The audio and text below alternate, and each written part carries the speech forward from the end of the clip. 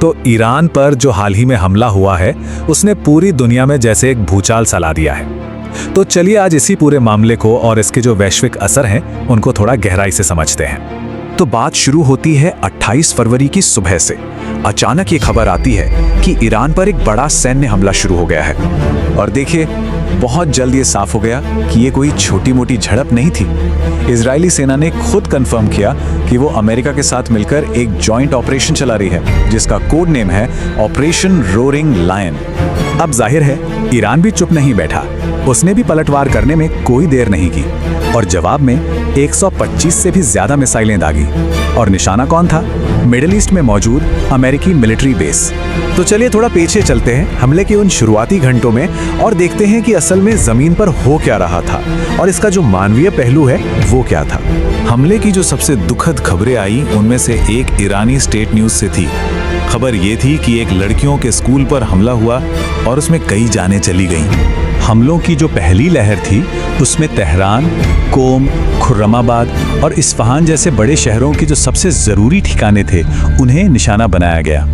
अब सवाल ये है कि इतने बड़े मिलिट्री ऑपरेशन के पीछे ऑफिशियल वजह क्या बताई गई? आखिर क्यों किया गया ये हमला? चलिए देखते हैं। तो देखिए, इजराइल ने इसे ऑफिशियली नाम दिया है प्रीएम्प्टिव स्ट्राइक। अब ये क्या होता है? इसका सीधा सा मतलब है कि आपको लगे कि कोई आप पर हमला करने वाला है तो आप उसके हमला करने से पहले ही उस पर हमला कर दें। और उधर प्रेसिडेंट ट्रंप ने भी एक बयान जारी किया। उन्होंने कहा कि ये एक डिफेंसिव एक्शन है, मतलब अपनी रक्षा में उठाया गया कदम, जिसका मकसद है अमेरिकी लोगों को ईरानी लीडरशिप से होने वाले खतरों से बचाना। लेकिन क्या यही पूरी सच्चाई है? हमारे जो सोर्सेज हैं वो इस ऑफिशियल कहानी पर कई गंभीर सवाल उठाते हैं और जो तस्वीर वो दिखाते हैं वो इससे काफी अलग है। और यहीं पर पूरी कहानी में एक बहुत बड़ा कॉन्ट्रडिक्शन, एक विरोधाभास नजर आता है। एक तरफ तो दावा है कि ये एक प्रीएम्प्टिव स्ट्राइक थी, मतलब अचानक की गई कार्रवाई, और दूसरी तरफ सबूत है कि महीनों से इसकी सैन्य तैयारी चल रही थी। देखिए, हमले से कई हफ्ते बल्कि महीने पहले से अमेरिका ने उस इलाके में अपनी मिलिट्री प्रेजेंस जबरदस्त तरीके से बढ़ा दी थी। अपना सबसे बड़ा जंगी जहाज हो या हजारों की तादाद में सैनिक, सबको ईरान के आसपास तैनात कर दिया गया था।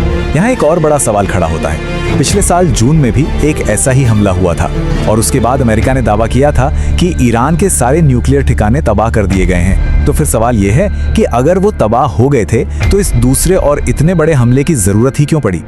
और मजे की बात यह है कि जो लोग इस हमले की आलोचना कर रहे हैं वो अब खुद प्रेसिडेंट ट्रंप के ही पुराने बयान निकाल कर ला रहे हैं। ये वो बयान हैं जिनमें वो खुद दूसरों पर ये आरोप लगा रहे थे कि चुनाव जीतने के लिए ईरान के साथ जंग शुरू मत करना।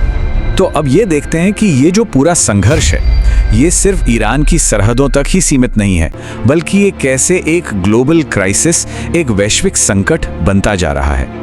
देखिए, ये लड़ाई अब फैल रही है। ईरान ने जब अमेरिकी ठिकानों पर जवाबी हमले किए तो कई खाड़ी देश भी इसमें खिंचते चले गए, और तो और सऊदी अरब ने तो खुलकर अमेरिका का साथ देने का ऐलान कर दिया है।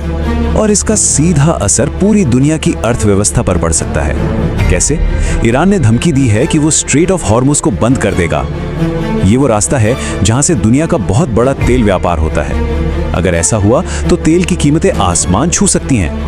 और आखिर में ये पूरा संघर्ष एक बहुत बड़े और एक चिंताजनक सवाल की तरफ इशारा करता है। क्या हम एक ऐसी दुनिया की तरफ बढ़ रहे हैं जहां इंटरनेशनल लॉ यानी अंतर्राष्ट्रीय कानून और नियमों की कोई अहमियत ही नहीं रह गई है?